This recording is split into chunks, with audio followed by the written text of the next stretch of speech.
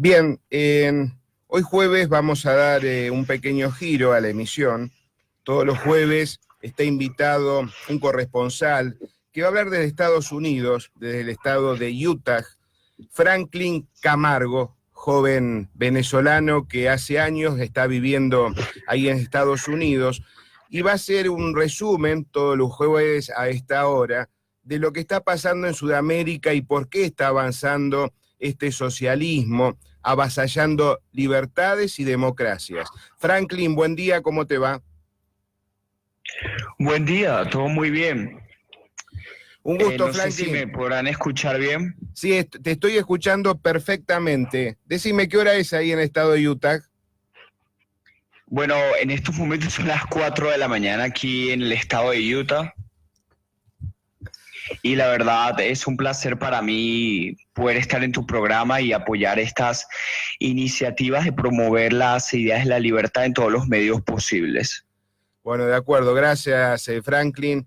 La verdad que te hice levantar muy temprano, pero va a servir de mucho va a servir de mucho a futuro esto. Mira, antes de ir a lo que ya habíamos planificado en colectivismo, este sistema dictatorial que se está viviendo en Iberoamérica, hacemos una pequeña síntesis de toda esta movida que surge desde Venezuela ahora, que está envalentonándose el asesino de Maduro, desperdigando lo que yo o acá en Argentina le llamamos las SS-21, ¿no? Socialismo siglo XXI. ¿Vos por qué crees que el socialismo está apresurando su plan? Y después vamos a lo que ya habíamos hablado. Mira, yo creo que para hablar de todo lo que sucede actualmente en Latinoamérica, seguramente incluso habría que retrocedernos a muchísimos años atrás. Normalmente se le suele agregar apellidos a ciertas definiciones, como se le ha hecho al socialismo con el caso del socialismo 21, para quizá diferenciarlos o darles una identificación nueva, pero la realidad es que esto es consecuencia incluso de la misma Cuba de los Castros, que llegó al poder hace más de 60 años, o incluso de la Unión Soviética. Pero si bien es cierto, esto es una avanzada que tiene unas formas o unas maneras distintas, porque ha llegado en todo el continente además de manera democrática. Yo creo que principalmente se da porque con el fracaso del comunismo en el siglo XX se reinventó la izquierda y ha tomado una nueva característica, una nueva manera, por decirlo así, de atraer a las personas y está, bueno, dominando Latinoamérica, por decirlo de alguna forma. Lo iniciaron incluso desde principios del siglo XX, parecía que la derecha estaba nuevamente tomando el poder en Latinoamérica, pero por desgracia ha tomado otro rumbo una vez más y es hacia la izquierda.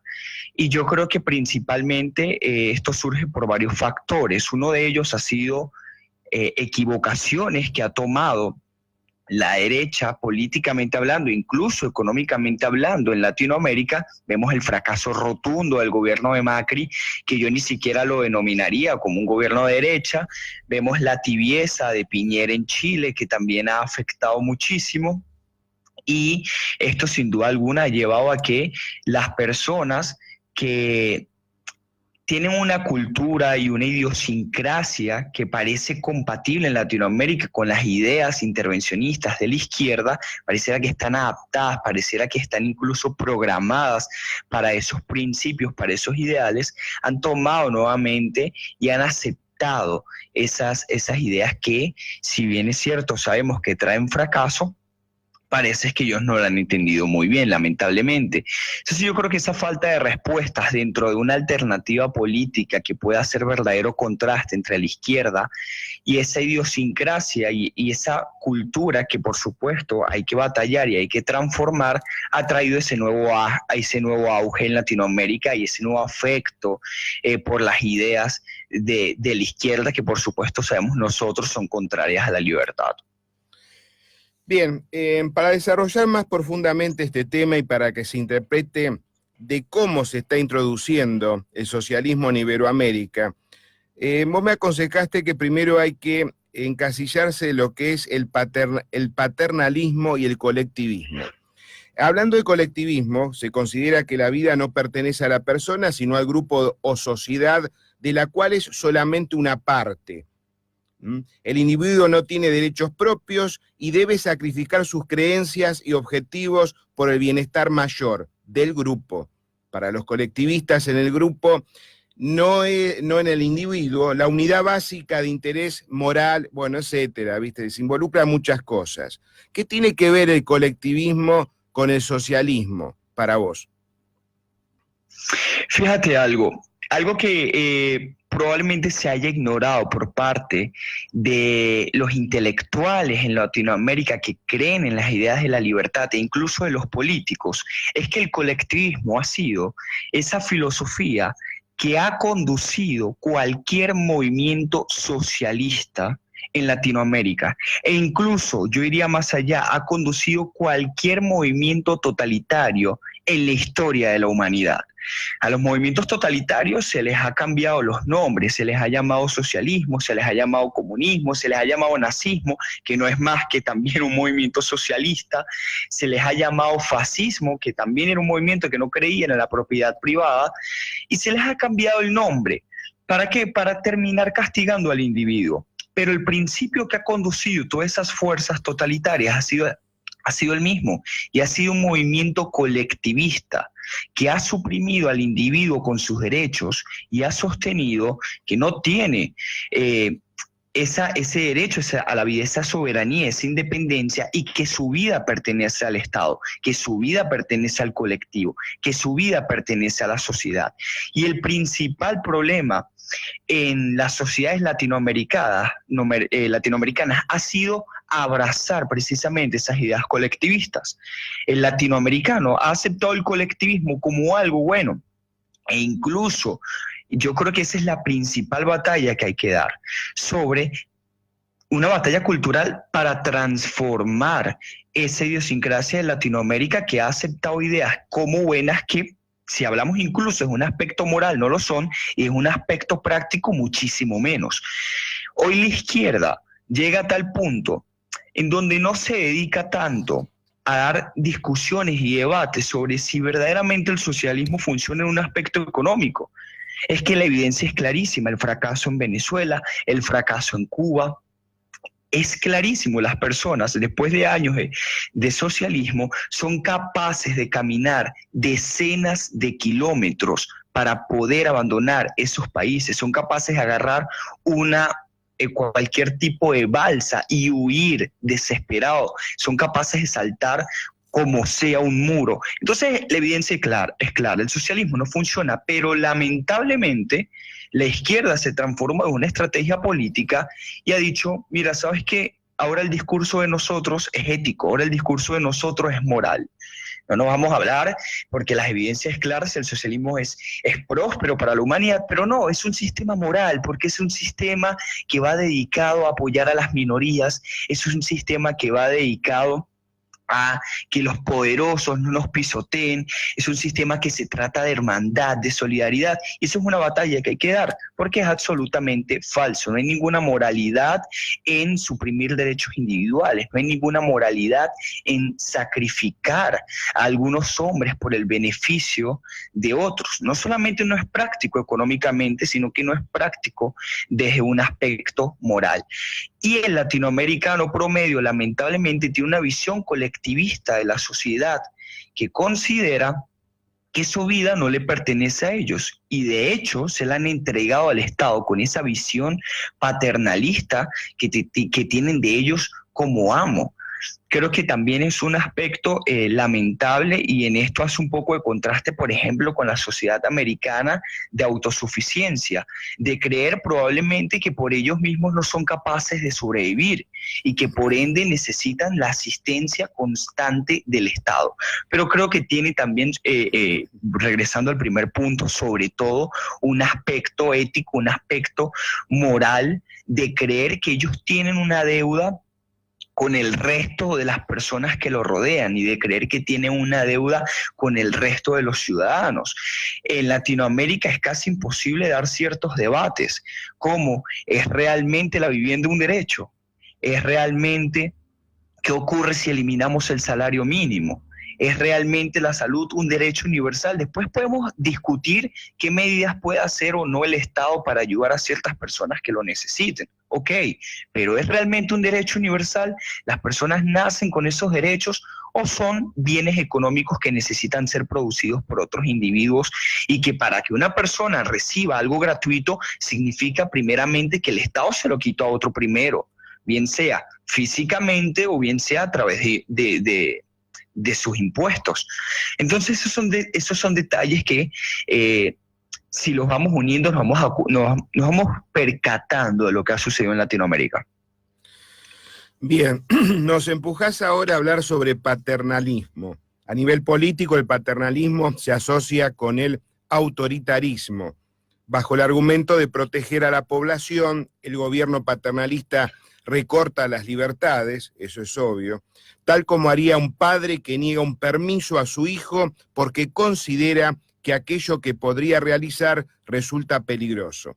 Lo que el paternalismo político supone, en definitiva, es la creencia por parte del gobernante de que el pueblo es incapaz en diversas cuestiones. Por eso el Estado toma decisiones en su nombre, sosteniendo que es lo mejor para la gente. Dominio puro. ¿Cuál es tu interpretación?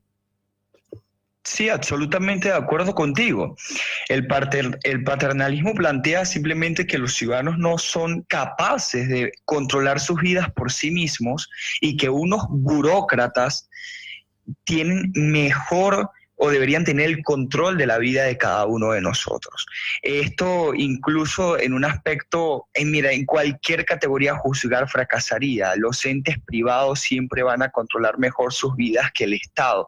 Esto lo podemos analizar desde un aspecto económico, sabiendo que la planificación central no funciona, y en muchísimas otras cosas también. El Estado no va a educar a tus hijos mejor de lo que un privado, de lo que tú mismo como padre de familia pudieras hacerlo. El Estado no va a controlar mejor servicios públicos de lo que tú podrías hacerlo.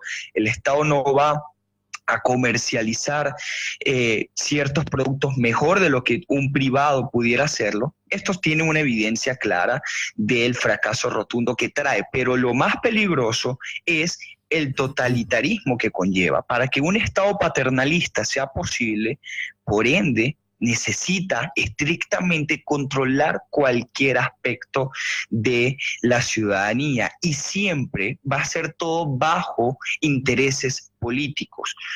Por lo tanto, lo que no solamente sería sacrificar la libertad, que muchos individuos, ojo, están dispuestos a hacerlo. Al fin y al cabo eso es el plan socialista. Y ese es el ideal colectivista, sacrificar la libertad y la soberanía individual por un fin mayor. Pero no solamente es eso, no solamente es sacrificar tu libertad, es sacrificarla por un bien que de bien no tiene absolutamente nada. Así que la verdad es un sistema paternalista por cualquier aspecto en donde lo veas es terrible. Bien, entonces tendríamos que hablar de un pueblo bobo, como lo defino yo. Al no tener educación los pueblos, porque acá se ha iniciado, mira, te pongo el ejemplo de la Argentina. En la Argentina el sistema de educación ha bajado, es muy paupérrimo en sus contenidos, en su currícula, en su calidad, en su enseñanza. ¿Cómo se comportan los maestros? Pensar que hace décadas atrás, te estoy hablando 30 años atrás, perdón, la educación argentina tenía una supremacía bastante importante en todo lo que es Iberoamérica. Muchos extranjeros venían a copiar lo bueno de todos nosotros. Década de 60, década de 70. Después la cosa se fue degradando y se degradó mucho más en la década del 90 cuando tuvimos a un Menem como presidente, ¿no? Y aplicó un sistema de educación federal que había fracasado en España, pero él lo quería aplicar sí o sí. ¿Lo logró? ¿Para qué? Para deprimir y degradar más la enseñanza de la escuela primaria y secundaria en la República Argentina. Tiene mucho que ver para vos transformar ese chico en con una educación muy paupérrima y a su vez mandar a los pueblos, como le llamo yo, un pueblo bobo, para que sea mejor manejado. Y si es así, ¿cómo consideras que eso se puede revertir? Absolutamente que tiene muchísimo que ver y ese es el peligro constante de la educación pública. De hecho, aprovecho para contar rápidamente que hace unos meses atrás, específicamente el 25 de enero de este mismo año, yo estaba en Venezuela, yo era estudiante de tercer año de medicina y fui expulsado de mi casa de estudio por oponerme precisamente a un adoctrinamiento marxista y en defensa del régimen de Nicolás Maduro. Ese es el peligro constante que conlleva la educación pública en cualquier país. Cualquier país está al borde de este peligro, de lo que va a significar la educación pública, porque al fin y al cabo las personas y los estudiantes van a terminar aprendiendo y lo que precisamente los políticos van a querer. Las personas cuando escuchan educación pública se imaginan a un Estado construyendo edificios. Ya va, no es solamente eso, es que ellos van a decidir cualquier tema, cualquier tópico que incluso se vaya a enseñar desde los más pequeños hasta incluso los universitarios. Y como ese es un peligro constante que cualquier país que tenga educación pública, el control centralizado del Estado va a correr. Ojo, vuelvo y repito, esto no significa que uno no pueda discutir ciertas políticas que el Estado pueda hacer para que muchas personas sin capacidad puedan estudiar, pero esto significa que el Estado va a controlar la educación. Pues yo creo que evidentemente no. Ahora bien, yo crecí además y estudié 3 años de medicina en donde me enseñaron que había que ser altruista, que había que sacrificarse por las otras personas, que había que sacrificarse en un sentido estricto y literal por el colectivo. Entonces estamos viendo precisamente esa idolatría y esa idolatría primero al Estado, esa idolatría al colectivo como masa y además ese desprecio por la soberanía de cada individuo. Eso es por citar solamente un ejemplo, algo que ocurría en mi país y estoy seguro ocurre actualmente en Argentina. Es un grave problema que se está enfrentando y sin lugar a dudas la educación tiene muchísimo que ver. La solución, bueno, hay que dar una batalla cultural, sin lugar a dudas. Las transformaciones culturales a lo largo de la historia han sucedido de 2 diferentes formas principalmente. Una ha sido en algunas ocasiones, en algunos contextos, aunque suene totalitario, ha sido incluso por imposición prácticamente, y otras se ha dado mediante transformaciones a través del tiempo. Si somos más optimistas, obviamente y como creyentes de la libertad nos inclinaríamos a ello. Ayn Rand, que es una filósofa que yo creo que cualquiera debería leerla, es lamentable que en Latinoamérica pocos puedan conocerla. Ella planteaba que los intelectuales tenían muchísimo que ver, porque los intelectuales eran como esa fuente de luz que podían guiar a los individuos. Y yo creo que eso ha tenido mucho que ver porque los intelectuales en Latinoamérica siempre, por lo general, en la mayoría de los países, se han corrido hacia la izquierda con esa visión de la sociedad, una visión colectivista de la sociedad, una visión paternalista del Estado. Y yo creo que principalmente hay que dar, como dije al principio del programa, una batalla y un discurso moral de por qué la libertad es lo que los individuos necesitamos desde un aspecto moral y después un aspecto práctico, cómo estas ideas son precisamente las que traen la mayor prosperidad a las naciones alrededor del mundo.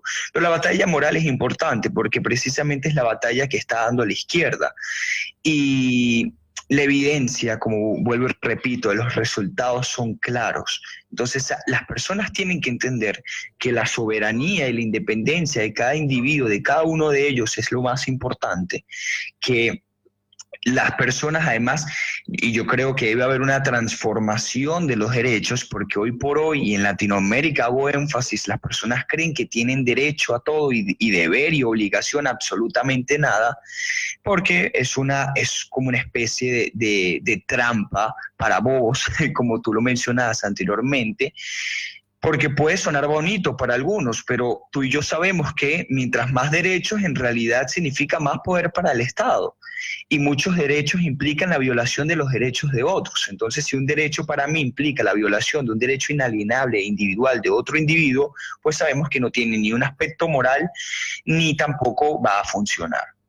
Y por supuesto hay que dar una batalla cultural. De hecho, tú con este espacio lo estás dando, yo con la participación en este programa, con lo que hice en Venezuela, mi activismo político, con lo que hago cada día aquí, las redes sociales, estamos dando una batalla cultural.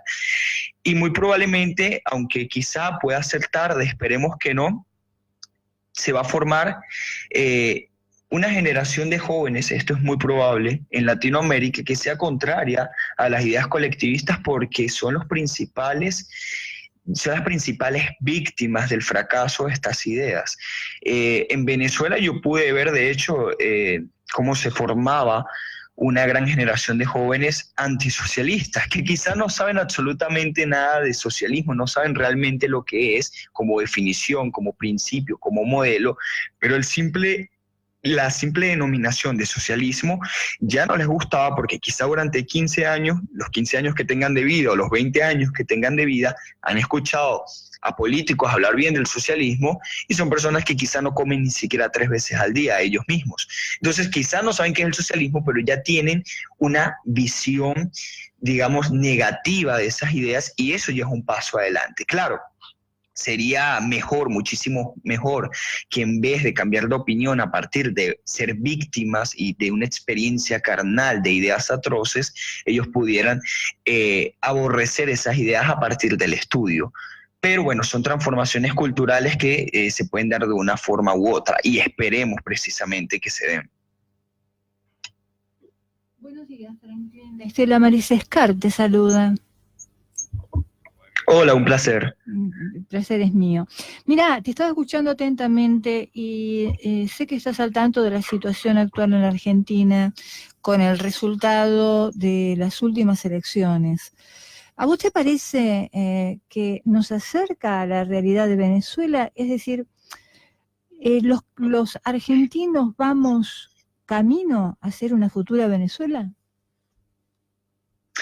Es muy probable. Es muy, muy probable, la verdad. Principalmente, bueno, hay que decir que el gobierno de Macri fracasó, eso es una realidad. Lamentablemente no se inclinó por esas medidas económicas de shock y liberales que hacían falta. Pensó quizá más en lo político, en una estabilidad política de lo que podría pensar la gente en el corto o mediano plazo. Y bueno, no dio los resultados que las personas esperaban, no redujo el gasto público, por el contrario aumentó los programas sociales y hoy Argentina está atravesando una crisis. Ante eso, la población argentina se ha inclinado nuevamente al populismo peligroso, totalitario e izquierdista del kirchnerismo. E incluso, bueno, en Argentina ganó como dicen, ella roba pero al menos hace. Y el hace, bueno, creo que fue Javier Milei quien dijo, el hace lo que significa es que le robaba a unos para darle a otros. Y es lamentable la situación que vive Argentina. He podido conversar incluso con algunos argentinos que me dicen, no, es imposible que podamos caer en la situación de Venezuela. E incluso hablé con una mexicana también, con la victoria de López Obrador hace unos meses atrás, a principios de año, y me decía, no, es imposible que México desemboque en una situación como la venezolana. Y la verdad es que ningún pueblo está libre, ninguna nación está libre de caer en una situación como la de Venezuela. De hecho, cualquiera puede terminar en una situación así. Cuando yo veo las propuestas del kirchnerismo, cuando veo la historia reciente del kirchnerismo, por supuesto que yo creo que pueden caer en una situación como la venezolana. Cuando veo a las personas, cuando veo además una victoria que de alguna u otra forma es arrasante, por supuesto que creo que pueden caer en una situación como la venezolana. Ahora bien, hay que ver qué termina siendo de la Argentina en cuanto a gobierno se refiere. Si Alberto Fernández, que uno no sabe bien qué ideología pueda tener o qué principios pueda tener, yo creo que su ideal y su moral simplemente es tener el poder y él se moldea de acuerdo a qué necesita para poder llegar al poder, podemos ver realmente quién es el que va a gobernar ahí. Si gobierna el kirchnerismo, por supuesto que yo creo que lo que terminará para Argentina es un futuro como el de Venezuela. Y si cae del lado de Alberto Fernández, pues, o si es Alberto Fernández quien termina teniendo, digamos, ese dominio de las decisiones finales, veremos si su pragmatismo supuestamente liberal por algunos momentos, que yo no lo creo, se pueda trasladar en medidas económicas. Bueno, estaba viendo su gabinete y el Ministerio de Economía, que supuestamente tiene un aire liberal. Veremos si ese pragmatismo termina gobernando o si precisamente es la corrupción, el totalitarismo, el intervencionismo de los Kirchner.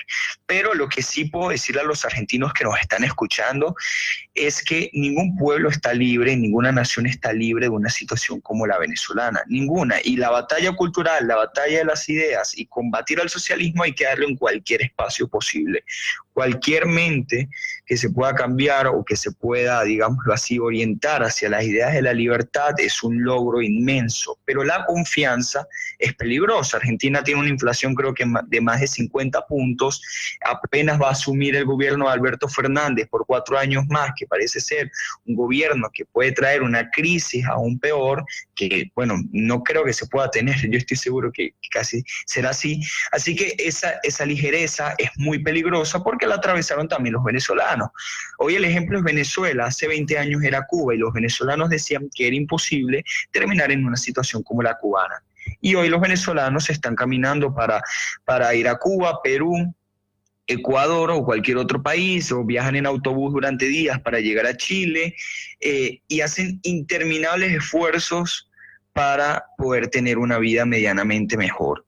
Así que lo que le puedo decir a los argentinos es que por supuesto no se confíen y que ninguna nación está libre de terminar en una situación como la de nosotros.